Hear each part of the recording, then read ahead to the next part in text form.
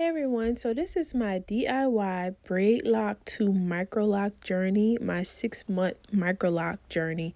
So I established 333 mini braids in an attempt to create braidlocks on my hair. The whole process took a full day, about 13 hours. My hair is heat damaged, so my ends are very smooth and straight. It's not your typical natural hair, but I learned to work with it.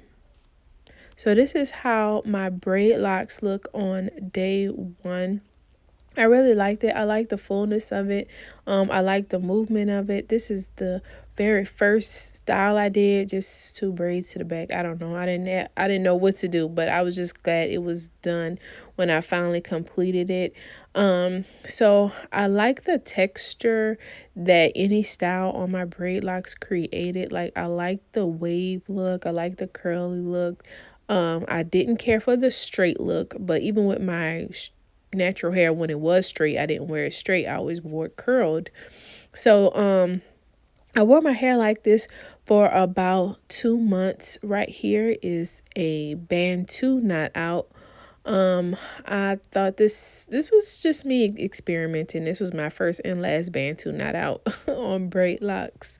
But I mostly did roller sets. I liked sponge roller sets. They gave me a nice tight curl that lasted for a long time. The curls lasted a really long time on my braid locks. They just loosened up eventually, but it always kept some type of curl, similar to how my straight hair would do. My braid locks did the same thing. I still had a lot of movement, a lot of body with the locks, a lot of fullness with the braid locks. I enjoyed them thoroughly. So all of these pictures and videos is over the course really of the first month. Like I was team doing the most. But I was excited. I was excited about this journey. I was excited about styling my hair. If you know me or you familiar with my channel, you know that I just like to style my hair. That's just one of my hobbies is styling my hair, especially like curling it, wearing it curly. So this is actually that same roller set that just went on for days. And then this is me about a month or so, close to 2 months into the journey. My hair again was very full. I like the back of my hair more than I like the front of my hair. But I just really enjoyed my hair. But I did take to YouTube and I was looking at other people on a braid lock journey, and I realized that braid pattern don't really go away no time soon, especially if you had heat damage like me. Now if you had fluffy curly natural hair, that braid pattern probably went away a little bit sooner. So I wanted to test what it would look like if I just interlocked my hair, starting at the end, going all the way to the root.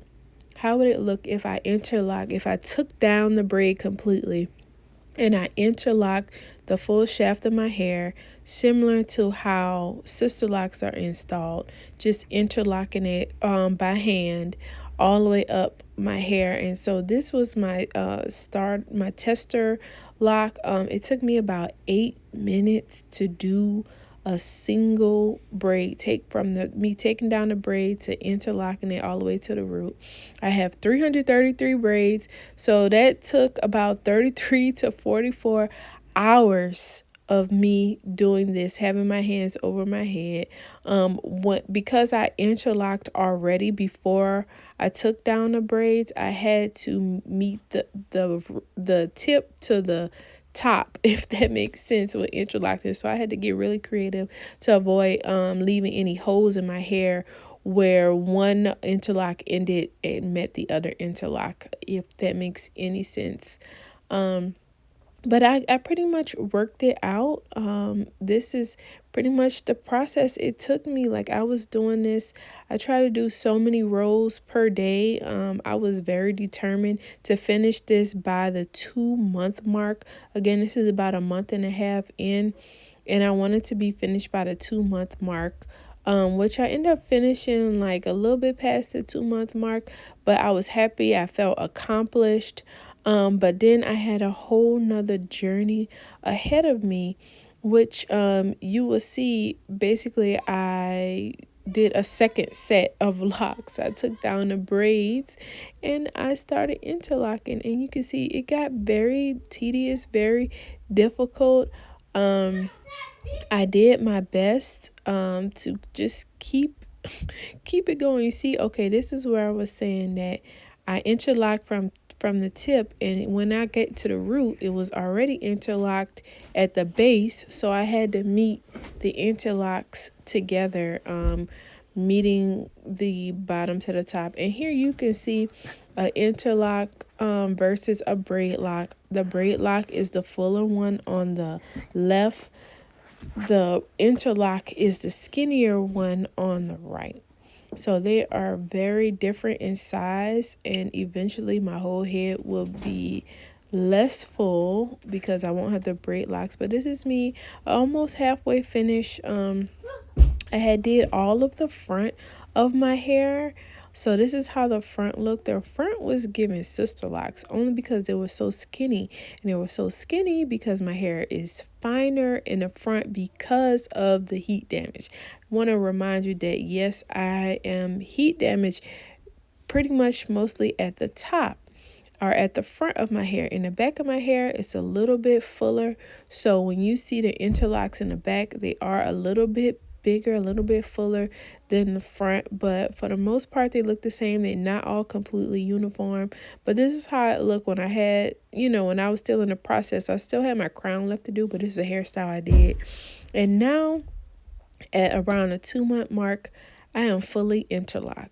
These interlocks look a lot different from those braid locks, if you can tell. They are skinnier, they are more compact, they are more stringy. You can see the heat damage more. These, I wasn't prepared for the look of these. I'm gonna be honest. I wasn't prepared for the look, but I had to alter what I imagine my hair to be. At first I saw that it was braid locks, but then I had to realize, okay, these are locks now. They're locks. They're not just mini braids. They're locks. I left about 1 or 2 braids you might be able to see in there, so I can just do a comparison as time goes on. But they're kind of hidden, kind of not hidden. You have to look for them to see them. But this is how my hair looked. This is my retie. I was like, okay, after I retied it, and I'm like, okay, these, I like the way they're giving at the root. I'm liking how they look a little bit. This is after I washed it. And so they started kind of, fluffing up a little bit. Wasn't looking too stringy. Again, the back is my favorite part. So you're going to see the back of my hair a lot. The front of my hair is cool, but I mean, the back is like my favorite. So this is how it's looking. My parts, of course, I did them myself. So they are not perfect, but they're in there. And this is what it is. So this is how it's looking. I pretty much just wear braid outs all the time. That's really my favorite way to wear my hair. And this is a style too, but I mainly wear braid outs all the time. Like, I love, as my braid out gets older, I love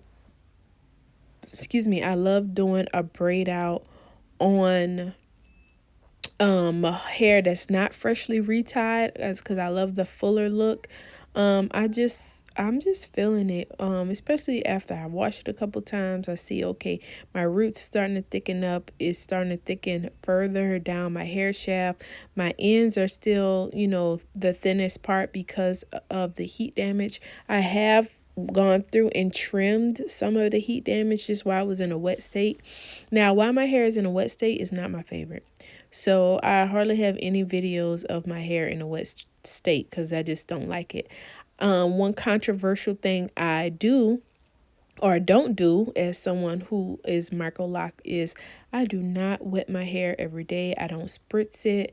I moisturize it on the day I wash it. I'll put oil on it, as needed, but I do not spritz my hair with water or anything every day because I wear my hair styled. This is how it will look if I didn't do a braid out. Ew, I don't like the way that looks. this is how my hair looks when I style it. So again, I don't wet my hair every day because then that braid out texture or that curl texture will go away. And I like to wear my hair styled. So I used to spritz my hair and everything, and I realized that's not looking cute. It was giving me unnecessary frizz. It was giving me unnecessary just a look that I didn't like, and it was unnecessary. I realized if I keep my the ends of my hair moisturized and oiled, then I don't have any problem with my braid locks. Now, one thing I am experiencing is breakage. I'm experiencing a lot of breakage again because my ends of my hair are not the healthiest, even though they're good when I take care of them. But let's say if I don't take care of them well enough, the ends of my hair will start to break off, and I know that I need to either wash it or moisturize it. But other than that, this is pretty much how my hair is looking right here. I feel like this is an ugly day, so I'm just showing you like what I dislike about my hair.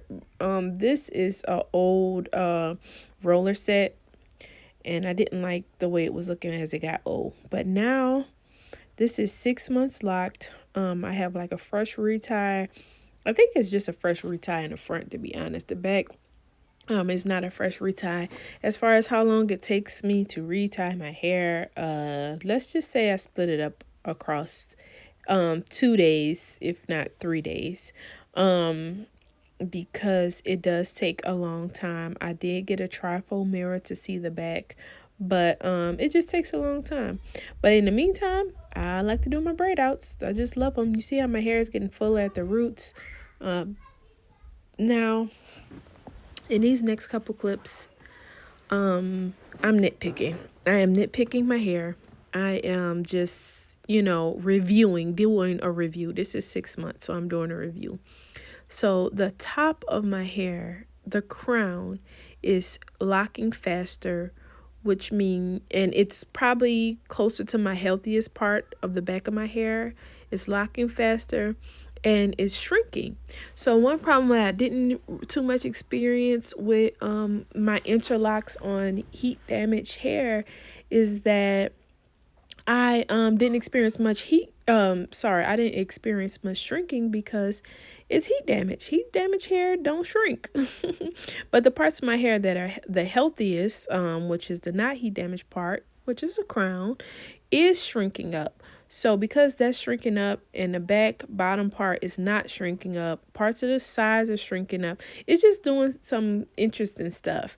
Some of my hair is locking faster, so it's shrinking or drawing up. Other sides aren't. I don't want uneven hair right now, so I am not going to cut it to be even because I know my hair started out even. It's just locking at different rates. And that shorter side that you see is the side I sleep on. Even in the back, like the side that I sleep on is shorter, and that part is getting more friction because I sleep on it. Although I sleep in a bonnet, it still gets more friction than the other side. So that is my theory on why one side is longer than the other. One side is locking faster than the other side, but I am still enjoying this journey. And thank you so much for watching. I'll see you in my next video. Bye.